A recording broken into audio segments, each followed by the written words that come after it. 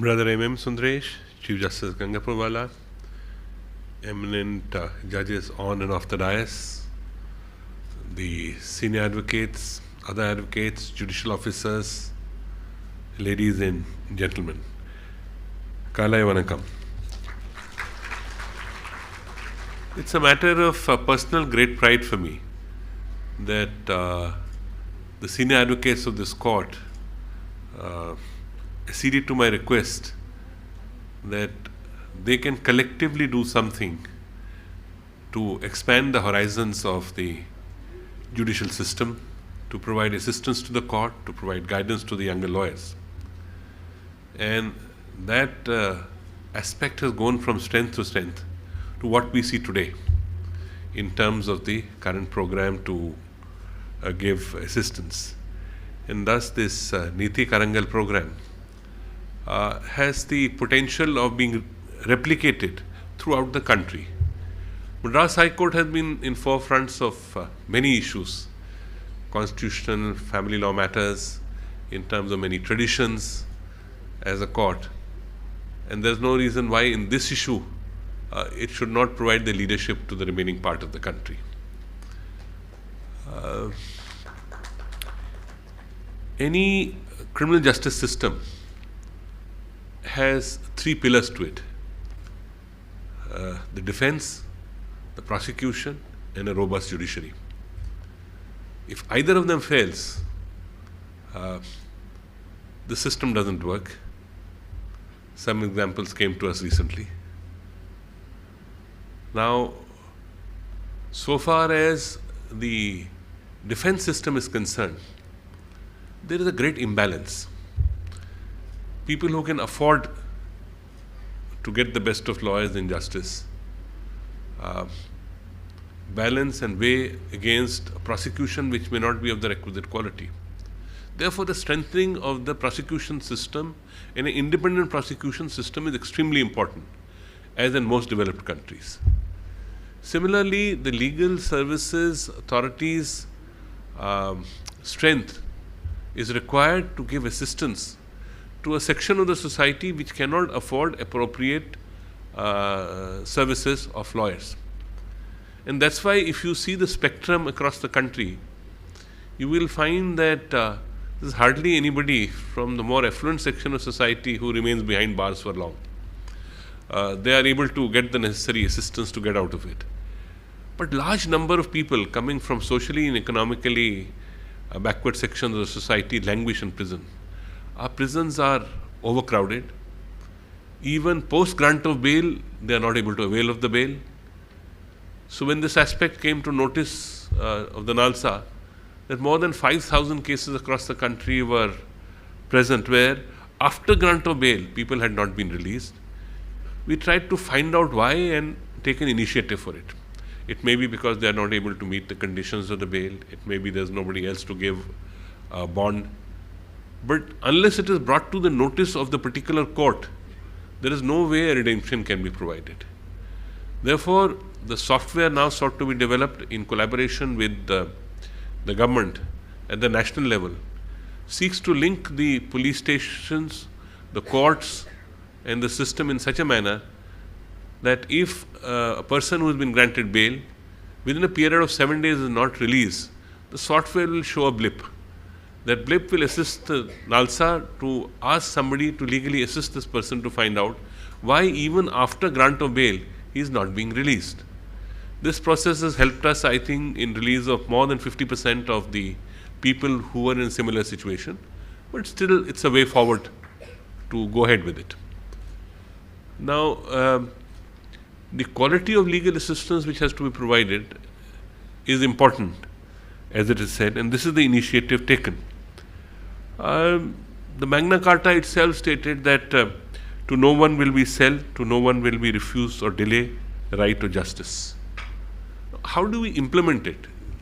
The whole issue is of finding methodologies of implementation in the justice system. I am a great fan of a structured system because I believe unstructured system somewhere lags behind in giving assistance. If we see, we create so many laws Question is, what is the awareness of the laws at the ground level? We created laws for empowerment of women. The women would not know what the law is. So therefore, the NALSA also plays an important role in educating people about their rights, whether it be criminal system or any other system. NALSA also plays a role in trying to avoid litigation. How does that occur? It occurs because of the paralegals which are there to send them and prevent what can be a smaller dispute into escalating into a larger dispute, whether civil or criminal. We have to understand that there are people living in the social and economic scenario which are difficult in character. Therefore, small things escalating into a bout of dispute has a greater potentiality. If those issues are tackled at that level itself, then the problem of creating into litigation is sorted out. In this endeavor which the senior advocates are making, I do believe one method is, which has been proposed, is that there must be designated days when these matters are taken up. Otherwise, if the matter comes and goes and repeatedly is adjourned, the very force of what is sought to be done will be lost. So it can be like we've tried earlier of older cases being taken up on a day. There can be a day or time earmarked in a day, maybe half day, to see that where such pro bono cases are to be taken up. I'm told there may be about 600 such cases. The senior advocate knows that this is going to be taken up and it shall be taken up. Adjournment culture declined in such cases, because if we permit that to happen from the other side, the senior advocate, verily we believe it or not, will lose interest in what is being done. Mr. Raman referred to this aspect of the pioneering effort being done. Well, we have to make it meaningful. If 60 odd senior advocates want to help out and there are 600 cases, we are talking in terms of 10 cases per senior advocate.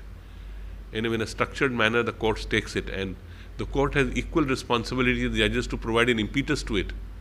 It can then become a model really across the country to say, look, this is how it has been achieved here, not only on paper, but on a practical plane. And that is why it is capable of being replicated. One of the aspects which was released was regarding the NALSA scheme for differently abled children, which was introduced in 2021. And it represents a significant milestone in ensuring equal justice for children with special needs. This scheme is a testament to India's commitment to protecting the rights and well-being of its most vulnerable citizens.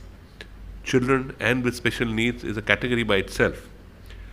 Under the NALSA scheme, legal aid and support services are extended to these differently abled children, recognizing that they often face unique challenges in access to their legal rights and entitlements. It aims to facilitate their participation in a society by addressing issues such as discrimination, abuse, neglect, and access to education and healthcare by providing specialized legal assistance and advocacy.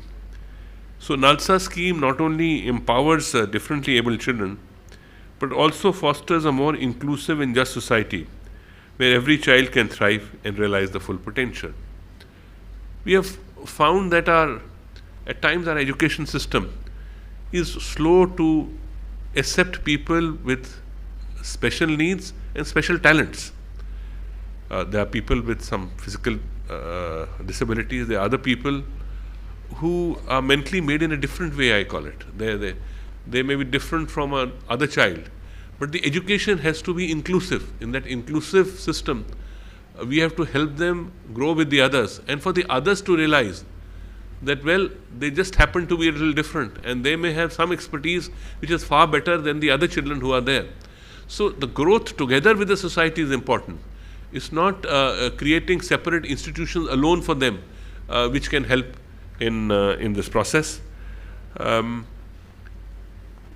We have something to be proud about, and that I say because I think in the world we would possibly be the number one in terms of creating access to justice. We are of course a very large population, and large population needing justice, But we are actually pioneers in the field of providing legal aid. If you look to many other countries who look to India for inputs from you look to the African areas, you look to other areas, they actually want to study what kind of a system we are providing and to emulate some of them.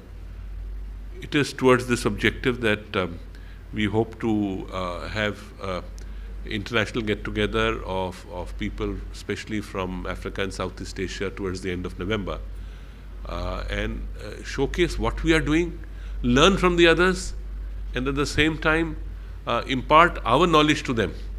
Because this challenge is not only confined to our country, it extends to a large part of the globe which has not seen the development and which requires rights to be recognized. The legal aid itself has become a vast program for where it started, from only providing assistance to some court cases. It has expanded into huge amount of pre-litigation settlements of different kinds, of pre-litigation advice, of paralegal advice, depending on the local laws. Sometimes there are areas where they have their own peculiar norms and issues.